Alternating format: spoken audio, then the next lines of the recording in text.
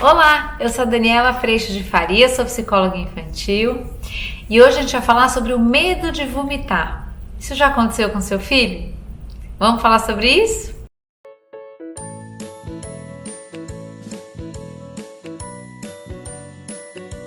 Oi, gente! Hoje a gente vai falar sobre um assunto que eu já vi acontecer com algumas crianças e talvez aconteça aí na sua casa. É o medo de vomitar. Essa é uma fobia muito específica chamada emetofobia, que é o medo tanto de vomitar quanto de ver alguém vomitando. Eu acho isso muito importante porque muitas vezes nessa situação do medo de vomitar, as crianças principalmente, e quando passam por situações, seja porque tiveram uma virose junto talvez de um momento novo na escola, as crianças fazem associações que vão resultar na construção de algumas crenças de toda vez que alguma coisa nova me acontece, eu passo mal e vomito. Toda vez que eu tenho um jogo de futebol, eu passo mal e vomito. E essas ligações, essas correlações que as crianças fazem, podem sim começar a se transformar num grande medo das situações por conta do medo de vomitar. Eu já tive algumas situações de eu acompanhar crianças com medos assim, e uma das coisas que pode acontecer é a criança acabar indo para uma restrição alimentar muito grande, com medo de passar mal, com medo de sentir alguma coisa, ou mesmo quando a criança está gripada, quando a criança está com qualquer situação de tosse, alguma coisa assim, ela vai entrando sim na aflição disso acontecer com ela. Eu tenho trabalhado muito com as crianças nesse sentido, no quanto o nosso corpo ele é muito sábio e o quanto muitas coisas estão acontecendo agora no meu corpo e no seu e a gente nem faz ideia do quanto tudo isso está acontecendo. As crianças às vezes associam, por exemplo, o barulho da fome, ou o barulho da digestão, ou um ajuste que às vezes acontece na nossa barriga que faz barulho. Elas associam, às vezes, eu comi tal alimento, minha barriga fez barulho, e se a barriga faz barulho, talvez eu possa vir a vomitar. Não necessariamente. Então, quando as crianças elas começam a fazer essa restrição alimentar, de eu não posso comer tal coisa porque eu vou passar mal, é melhor não comer isso porque isso é pesado, eu posso vomitar, as crianças vão entrando no efeito dessa tentativa de controle de uma situação que é física e que não acontece toda hora, mas que quando acontece tem o seu propósito. Um dos pontos que a gente pode trazer para as crianças, isso é muito semelhante às vezes com medo de fazer cocô, é quando a criança ela pode começar a receber a informação de que o corpo ele funciona e ele busca esse equilíbrio a todo momento.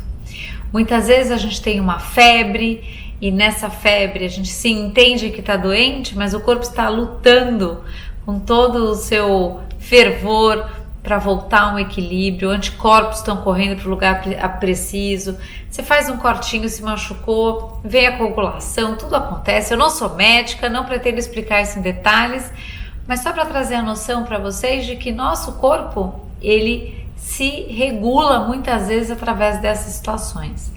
E o vômito, como a diarreia, eles são movimentos do corpo para que algo que entrou em desequilíbrio volte a se equilibrar.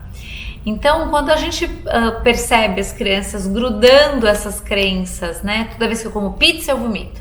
Toda vez que eu viajo, eu vomito. Toda vez que essas crenças e deixando o vômito num lugar ruim, é muito importante a gente fazer um trabalho de descolamento dessas crenças todas, de amplificação dessas crenças, para que a criança perceba que o dia que o vômito é utilizado pelo nosso corpo para buscar um equilíbrio, é porque realmente essa era a única saída.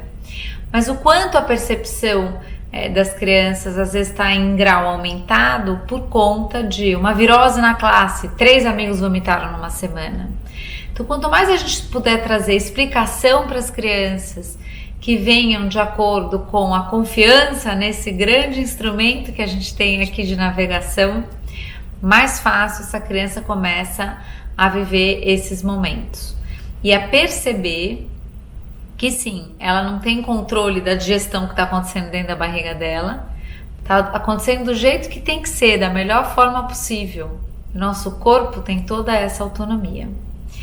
Nesse sentido, a gente pode sim ajudar as crianças a perceberem quais são os desconfortos, que pensamentos que as acompanham nesse momento, para que a gente possa ajudá-las a perceber o que realmente está acontecendo. Eu brinco aqui em casa e não tem nada a ver com isso, mas, por exemplo, eu sou uma pessoa que não posso ver alguém vomitando. Toda vez que eu vejo alguém vomitando, eu tenho ânsia de vômito.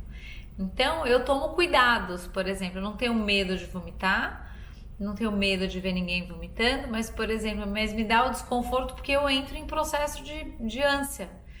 Então eu tomo muita atenção de, às vezes quando isso acontece, seja com o marido, com as filhas e tudo mais, de eu dar suporte, mas eu não olhar a cena, por exemplo, porque para mim me dá muito desconforto na hora que eu entro em ânsia também. Não vomito, mas a ânsia vem.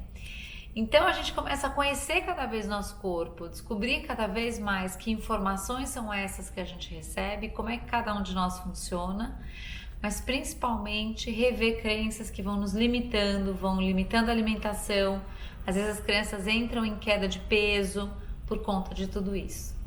Espero que eu possa ter ajudado e que a gente possa trazer conhecimento para as crianças, para que elas possam se tranquilizar quanto ao funcionamento do nosso corpo. O vídeo de hoje foi esse, espero que você tenha gostado. A gente se vê semana que vem. Eu agradeço a Deus em primeiro lugar por toda a sabedoria e paz no meu coração. A gente se vê, tchau!